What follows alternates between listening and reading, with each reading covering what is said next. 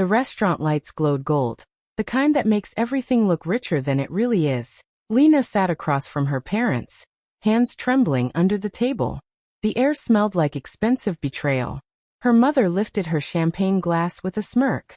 "To Amba," she said, "the true pride of our family." Everyone clapped, everyone but Lena. Her father turned to her, his face calm but cold. "And to you, Lena, we wanted to tell you in person. You're no longer part of the family inheritance." The waiter placed a bill in front of her. $1,400. Her name was on it. Lena froze. Not because of the money, but because in that moment, she realized this dinner wasn't a family celebration. It was an execution dressed in silk and wine. But what her parents didn't know was that Lena wasn't as powerless as they thought. Lena stared at the message from her mother, reading it again and again. "Dress nicely. We're celebrating family tonight." For a moment, her heart jumped with hope. Maybe things were finally changing. Maybe her parents wanted to make peace after all those cold, silent months. But deep down, something didn't feel right. Her mother never texted without a reason, and the word family suddenly felt too heavy. It had been more than a year since they last invited her to anything. Every birthday, every celebration, every gathering, her name was always missing. Amba, her older sister, was always the favorite. She had the perfect smile, the perfect life, and their parents never stopped praising her. Lena, on the other hand, was the quiet one, always in the background, working hard, never seen, never thanked. Still, she couldn't say no. She wanted to believe that maybe, just maybe, this dinner was a new start. She opened her closet and chose a simple blue dress. Nothing too fancy, but enough to look presentable. As she looked in the mirror, she whispered to herself, "Maybe they'll finally see me." When she arrived at the restaurant, the place was glowing. Golden lights, soft music, and the sound of laughter filled the air. Her family sat around a large table, dressed like royalty. Amba waved, her diamond bracelet catching the light, and her mother smiled, the kind of smile that looked sweet but never reached her eyes. "Lena, you actually came," her father said, sounding more surprised than happy. She forced a small smile and sat down. The waiter poured her a drink, and she tried to relax, though her stomach felt tight.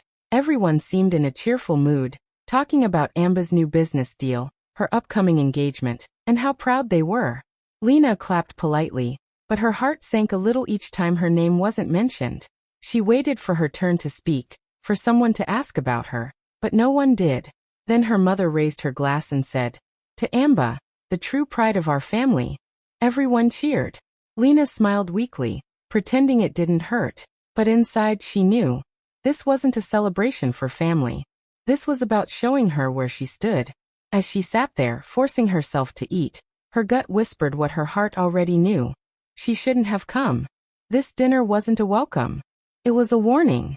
And something told her, the real pain hadn't even started yet. The dinner started with fake smiles and expensive food that Lena could barely taste. Her parents talked loudly, laughing at Amba's jokes and praising her every word. Amba sat beside her fiancé, looking like she owned the world. Lena tried to join the conversation, but every time she spoke, someone cut her off. She sat quietly, pretending to enjoy the night while her heart kept whispering that something wasn't right. After dessert, her mother raised her glass again. "To family success," she said proudly. Everyone repeated it, clinking their glasses. Lena smiled softly, thinking maybe the night would end without any drama. But then, her father cleared his throat and said, "There's something we want to share with you all tonight."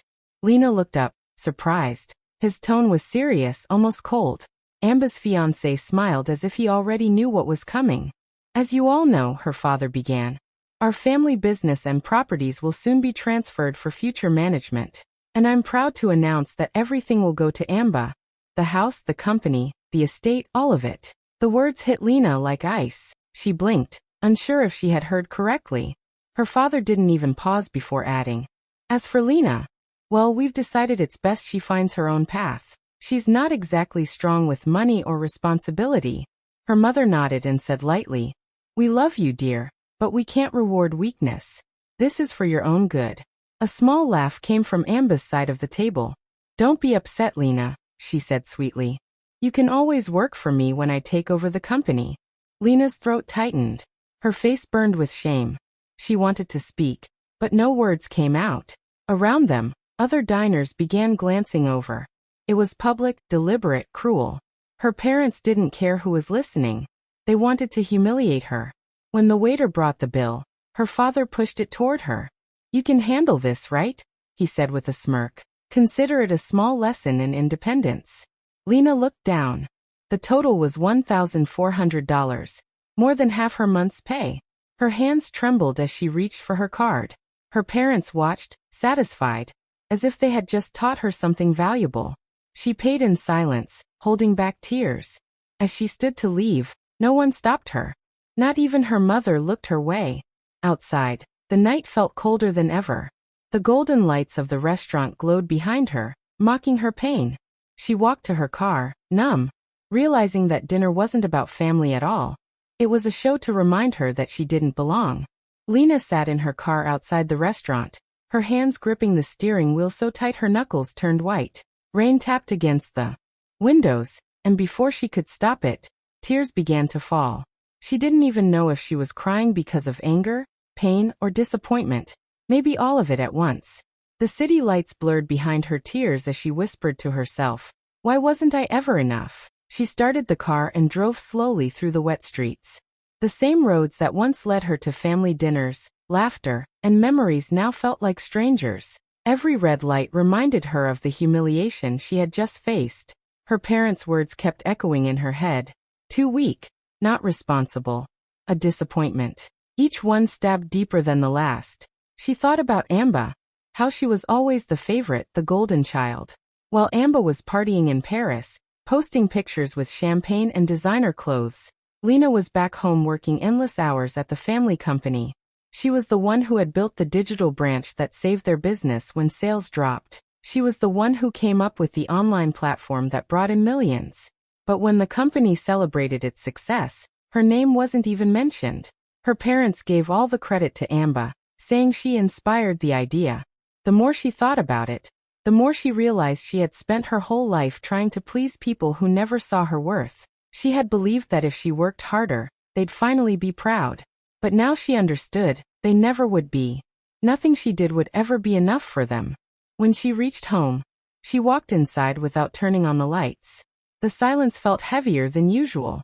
She looked around the apartment, the walls, the couch, the little plants by the window. And for the first time, she felt completely alone. But somewhere deep inside, there was also a spark. A small, stubborn voice that whispered, "You don't need them to shine." She pulled out a small travel bag and began packing. Just a few clothes, her laptop, and some important papers. She didn't take much because she didn't plan to come back. Then she opened her phone, went to the family group chat, and deleted it. No goodbye message, no explanation. Just gone. Finally, she took a piece of paper and wrote one line in calm handwriting. "If I'm not part of your legacy, I'll create my own." She folded the note, left it on her desk, and walked out into the night, not as their daughter anymore, but as her own beginning. Lena moved into a small apartment above a quiet cafe at the corner of the street. It wasn't fancy, the walls were cracked, and the room smelled faintly of coffee and old paint, but it was hers. After everything that had happened, she wanted nothing more than peace and a fresh start. Her friend Teo, who had always believed in her, lent her a small amount of money to get settled. "It's not much," he said, "but I know you'll make something amazing out of it." With that money, she bought a second-hand laptop and a small desk. She spent hours sitting there, thinking about what she could build. One night, as she sipped cold coffee and scrolled through her old notes, an idea sparked. She remembered how many girls she knew struggled with saving money, planning budgets, and managing their finances, just like she once did. That was when she decided to create an app that could teach young women how to take control of their money. She named it Bloomrise, because she wanted women to bloom and rise, just like she was trying to do. Every day, she woke up early and worked till late. Her meals were simple: noodles, bread, sometimes just tea. But she didn't complain. Her heart was full of determination. She watched tutorials, read online guides, and coded for hours, often forgetting to sleep. The sound of the cafe below became her background music as she built her dream piece by piece. When the app was finally ready, she posted it online with a small caption. "Made by a woman who once had nothing." For women who want to have everything. She didn't expect much. Maybe a few downloads. Maybe a kind comment or two. But within days, messages started flooding in. Students were writing to her, saying how the app helped them save money and plan for their futures.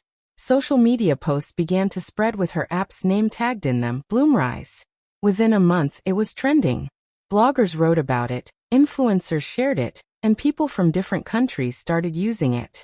One evening, Lena opened her email and saw a message from a well-known investor who wanted to meet her. Then another. And another. She stared at the screen in disbelief, tears filling her eyes. The same girl her parents had called too weak was now being recognized for her strength and brilliance. She smiled softly and whispered, "They cut me off, but they didn't cut off my purpose." From a tiny room above a cafe, Lena had started to bloom, and the world had begun to notice. Months passed, and Lena's life began to change faster than she could have imagined. Her app, Bloomrise, was now helping thousands of young women across the country. Every day, she received messages from girls thanking her for teaching them how to save, invest, and believe in themselves. She had gone from sleeping on a thin mattress to having a small office space and a growing team who believed in her vision. Still, she stayed humble, focused, and grateful. One morning, as she checked her emails, a subject line made her stop breathing for a second. It read, "Congratulations. You've been nominated for the Young Innovator of the Year award." Lena covered her mouth in shock. She read it twice to be sure it was real. The award ceremony was set to take place at one of the most luxurious hotels in the city, the same one her parents often visited for charity galas and business meetings. For a long moment, she just sat there thinking about how far she had come. Months ago, she had left that restaurant in tears, cut off and humiliated. Now she was being celebrated for her hard work, her mind, and her strength. Life had turned around completely, and she had done it on her own. News about the nomination spread quickly online. People shared her story, calling her the girl who built an empire from nothing. Her name was everywhere, on social media, in blogs, even in news headlines. It didn't take long for her parents to find out. When they saw her name trending, panic filled their hearts. Suddenly, the daughter they had rejected was the one everyone was praising. Her mother was the first to call. She left a sweet voice message, pretending nothing had happened. "Oh Lena, we saw your name. We're so proud of you, sweetheart. You've made the family shine." Then came a message from her father. "You've made us proud, Lena. We always knew you'd make it someday." Even Amba sent a text with fake warmth. "Congrats, sis. I knew you had it in you." Lena stared at the messages but didn't reply to any of them. She felt no anger, just calm clarity.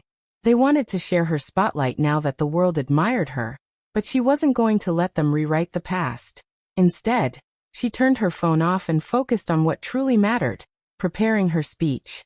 She wasn't planning to use it for revenge. She wanted it to inspire others who had been rejected and told they weren't enough. That night, she sat at her desk and whispered to herself, "They'll hear me, not as their forgotten daughter, but as the woman who rose without them." The night of the award gala felt like a dream Lena had once been too scared to imagine. She stood in front of her mirror, adjusting the emerald green gown she had rented for the evening. It wasn't designer, but it fit her perfectly, elegant, confident, and strong, just like the woman she had become. For the first time in her life, she looked at herself and smiled without needing anyone's approval. When she arrived at the hotel, flashes of cameras filled the entrance. Reporters called her name, asking for interviews and photos. "Lena Adeyemi, the self-made genius," one of them shouted.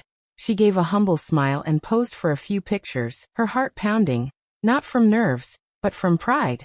This was the same hotel where her parents had once hosted business dinners, the same place she used to wait outside for hours because it wasn't a place for children. Now, she was walking through its doors as an honored guest. Inside, the grand hall glittered with lights and expensive clothes. Celebrities, CEOs, and politicians filled the tables. The air was full of excitement as everyone waited to see who would win the top award. Lena took her seat near the front, surrounded by people she once only saw on television. Her friend Teo, who had stood by her since the beginning, whispered, "You've already won, Lena. No matter what happens tonight." She smiled gratefully. Halfway through the evening, As she sipped her drink and listened to the host, her eyes caught something across the room. Her heart stopped for a second. At a corner table she saw them, her parents and Amba. They were dressed as if they belonged there, but she knew they weren't invited. Her mother sat stiffly, trying to look confident. Her father's eyes darted around nervously. And Amba, as always, smiled like it was all about her. Lena felt a rush of mixed emotions. Anger, sadness, disbelief, but mostly peace. They hadn't come out of love. They had come to be seen. To share the spotlight they once denied her. Her mother noticed her gaze and waved awkwardly, pretending everything was fine. Her father gave a tight, fake smile. Lena simply turned away, refusing to let them steal even a moment of her night. As the ceremony went on, names were called, speeches made, laughter shared. Then the host's voice rang through the hall. And the winner of the Young Innovator of the Year award is Lena Adeyemi. For a moment, everything went silent in her world. Then applause burst out. Lena stood, tears glistening in her eyes, and walked to the stage. Cameras flashed, and the audience cheered. Somewhere in the crowd, her parents watched in stunned silence as the daughter they once rejected rose higher than they ever imagined. Lena stood at the edge of the stage, her heart beating fast. The golden lights above were bright, almost blinding, but she could still see the crowd before her.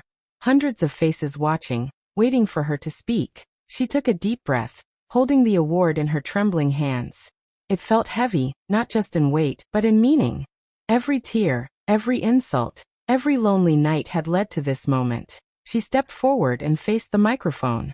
The hall went quiet. For a few seconds, she just looked around, taking it all in. The same hotel where her parents once dismissed her, now filled with people celebrating her. And somewhere in that crowd, she could see them, her mother, her father, and Amba, sitting frozen, not knowing where to look. Then Lena began to speak. Her voice was calm but strong. "A year ago," she said, "I was told I wasn't worthy of my family's inheritance." A hush fell over the room. That night, I went home feeling broken, forgotten, and small. But tonight, I stand here to say that self-worth isn't something anyone can give or take away. It's something you build for yourself. The audience listened in silence, drawn to her honesty. "Sometimes," she continued, "the people who should believe in you the most are the ones who don't. But that doesn't mean you stop believing in yourself. Because when life pushes you out, it's really pushing you to grow wings." A soft murmur ran through the crowd. Her words felt personal, powerful, real. "I created Bloomrise for girls like me," Lena said. "Girls who were told they're too quiet, too weak, too different to matter. I want them to know, you don't need a family name to build your future. You only need faith, courage, and a dream that refuses to die." She paused for a moment, her eyes glassy but her smile calm. "To anyone out there who's ever been rejected, cut off, or told they'll never make it, let me be your reminder that you can rise from anything. Because sometimes being left out is the best thing that ever happens to you." The hall exploded into applause. People stood, clapping and cheering as tears rolled down faces. Cameras zoomed in on Lena, then on her parents, who sat in stunned silence, realizing the daughter they had called a failure was now a voice of hope for millions. Within hours, her speech went viral online. It was shared across continents, translated into languages, and watched by over 60 million people. They called her the Phoenix Daughter, the girl who rose from ashes and taught the world how to fly. A few days after her viral speech, Lena heard a knock on her apartment door. When she opened it, she froze for a second. Standing there were her parents, but not the proud, elegant people she once knew. They looked tired, smaller somehow, their clothes plain, their faces lined with guilt. There were no luxury cars waiting behind them, no photographers, no signs of wealth or pride. Just two broken people who had finally realized what they had lost. Her mother's eyes were red and watery. "Lena, we were wrong," she whispered. "We should have believed in you. Please come back home. We can fix this." Her father nodded, looking at the floor as if he couldn't bear to meet her eyes. "You're our daughter. We want to make things right." Lena stood silently, her heart heavy but firm. For years, she had dreamed of hearing those words, but not like this. Not when everything they cared about was gone. She had cried for their approval once, begged for their love, worked herself to exhaustion just to make them proud. But now, standing in her own apartment, the the one she paid for with her hard work. She finally saw the truth. She looked at them, calm and composed, and said quietly, "You can't fix what you broke just to watch me bleed." Her words hung in the air like cold wind. Her mother covered her mouth, tears spilling down. Her father took a step forward, trying to explain, but Lena shook her head slowly. They started telling her how their company was falling apart. Amba had mismanaged everything. The investors were pulling out, the accounts were frozen, and the media had started exposing their lies. Their empire was crumbling. They begged Lena to help them, to return home and save the family name. Lena listened without a word. The same family that had called her unworthy was now asking for her to rescue them. But there was no anger in her eyes, only peace. She had already cried enough. When her father said, "We're your parents," Lena took a deep breath and replied softly, "You only remembered that when you needed me." Then she turned around and walked back into her apartment, closing the door gently behind her. Her parents stood in the hallway for a long time, hoping she would come back out. But she didn't. For the first time in her life, Lena chose herself, not out of revenge, but out of freedom. Months passed, and Lena focused on her company, Bloomrise. What started as a small tech startup in her bedroom had now become one of the fastest-growing firms in Africa. Investors lined up to work with her, and her ideas changed how small businesses operated across the continent. Her name was everywhere, in magazines, interviews, and global conferences. But one morning, she received a piece of news that made her stop and smile quietly. Her family's company, the same one that had thrown her out and called her unworthy, was on the edge of collapse. Their debts were growing, their investors had pulled out, and Amba's careless decisions had pushed the company to near bankruptcy. The board was desperate for a lifeline. And that lifeline came from an unexpected source, Bloomrise. Lena's team proposed a buyout, offering to acquire a controlling share of her family's firm. It wasn't revenge, it was business. But destiny had a strange way of turning pain into power. A few weeks later, the deal was finalized. Bloomrise officially owned the company that once rejected her. On the day of the merger, Lena arrived at the same building where she had once stood crying years ago, after being told she was not part of the family's inheritance. Now her name was written in bold silver letters on the glass wall outside the boardroom. Lena Adeyemi, CEO. When she walked in, everyone stood up in respect. Her parents were there too, silent, humbled, almost unrecognizable from the proud people they used to be. Her father's hands trembled slightly as he walked toward her. "Lena," he said softly, "I don't know what to say." She smiled kindly, not with arrogance but with peace. "You don't have to say anything," she replied. "Life already did." He lowered his head, his eyes glistening with regret. "We cut you out of the inheritance," he murmured. "And still, here you are leading it all." Lena looked at him, her voice calm but strong. "You cut me out of your inheritance," she said gently, "but destiny wrote me into something bigger." There was silence in the room, but it wasn't awkward, it was powerful. Everyone could feel the weight of her words.